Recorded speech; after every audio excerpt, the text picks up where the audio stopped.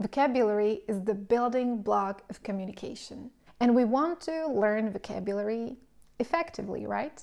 So trust me, I know what I'm talking about because I'm talking to you both as a teacher, a qualified teacher with some years of experience, and also as a learner, as a student, because I did a lot of self-study. I passed the CPE exam a few years ago, so there was a lot of vocabulary to work on. So today I would like to share the tips and tools and strategies that worked for me or for my students, what I can see in practice. But there is one important thing to remember: the fact that there is no single perfect method or magic tool that works for everybody. There are certain principles that we can follow, we can get inspiration from each other. So experiment a little, get to know yourself, and adapt what works for you to your style. So without further ado, let's start straight away with my tip number one, which is an app, Quizlet. This is no paid promotion. This is not sponsored, unfortunately. But honestly, this app really helped me. So the great thing is that most of the functions are free of charge. Really, I have been using it for years. Each of my students, they have one set, and I create the sets for them and so on. So when I come across a new word or phrase, I add these things here, step by step. I can remove them or edit them and so on.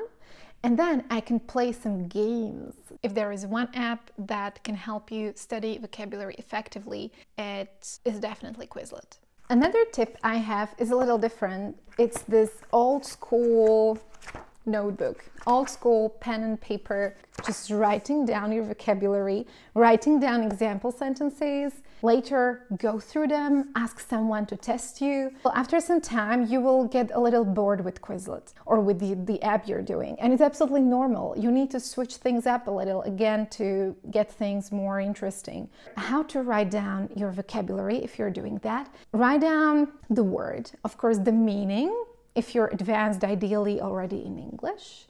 Then also the translation, that also helps in your native language. Then we want an example sentence because the context is very important. We are going to talk about that in a while. So you can use good dictionaries like Cambridge, Oxford, Merriam-Webster to find a good example sentence. Sometimes some additional information, because this word tardiness, it's quite formal. So I write down this F. I wouldn't use it in a conversation with my friends.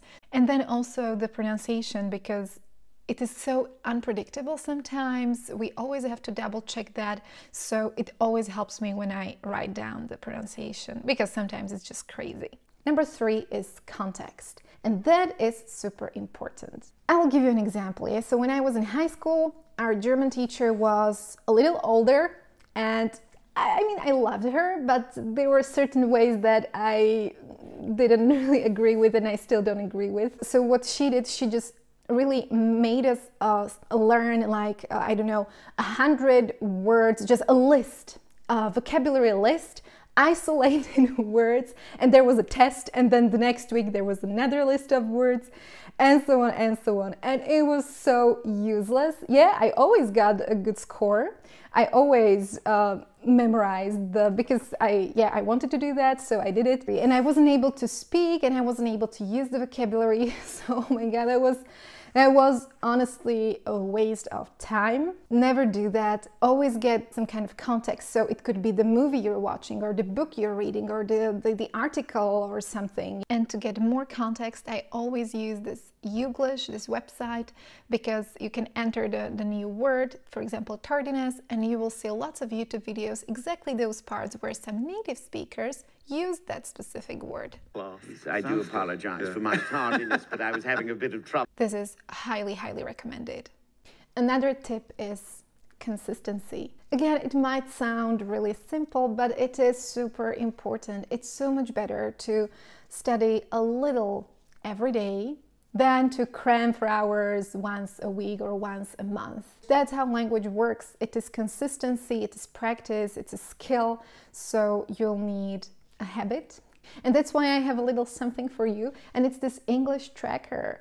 So it's completely free, it's on my website, you can download it, and please print it out. I think it's really, really worth printing it out and writing down some vocabulary. It could be 1 or 2 words a day.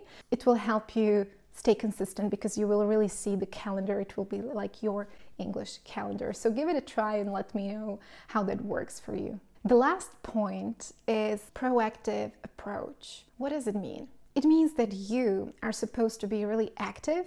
Try to seek opportunities to use the new vocabulary. Every time I learn a new word, I immediately, in my mind, I try to use it, or in the near future, I try to use that in a sentence, or maybe share it with someone, or just do something to make sure I use that a little. It can be just maybe your imagination, and you can really imagine a situation where you could maybe use that word with your colleagues and say that word. Another thing is that you are trying to find some situations where you can speak and use that vocabulary, that you are reading a lot and you are really trying to find a way to use it, to be exposed to the language, also to speak and get out of your comfort zone. Sometimes you risk getting embarrassed because you maybe don't use the word correctly, and it's fine, it's part of the process. And being proactive also means that you are intentionally choosing something that will challenge you a little, something a little challenging. Intentionally choose good materials. I'm sure there are lots of other methods and tools. For example, there was this gold list method. Have you ever heard of that? I gave it a try. It was years ago. Honestly, it didn't really help me. I really did it. I was consistent. I remember my roommate, she was making fun of me and these, because it was everywhere, you know, some notebooks on my desk and so on. But yeah, it didn't work for me. So after some months, and even now I realized that it wasn't the best method ever, but I'm not saying it doesn't work for everyone. So again, if you want, if it sounds appealing to you, give it a try and maybe let us know if that worked for you. If you have any other tips or some good experience, so please share your tools, your experience. Did you have some really good experience learning vocabulary or some bad experience like me and my German teacher? So please let us know in the comments. It will be great to inspire each other and to maybe come across something new as well. It's a long journey, I know that, but it's so worth it when you know the vocabulary and when you get all the confidence. So it's so amazing when you're watching a movie or when you're reading a book and nothing stops you because you understand and it's smooth. It's such a great feeling. And I hope that more people can really enjoy this feeling of understanding and being confident thanks to vocabulary. I am Eva, or call me Eva. This is my Instagram. Feel free to follow me there for more tips or even just vocabulary practice. Well, so that's all. And I just hope that some of these tips will help you speak beautiful and better English. Take care.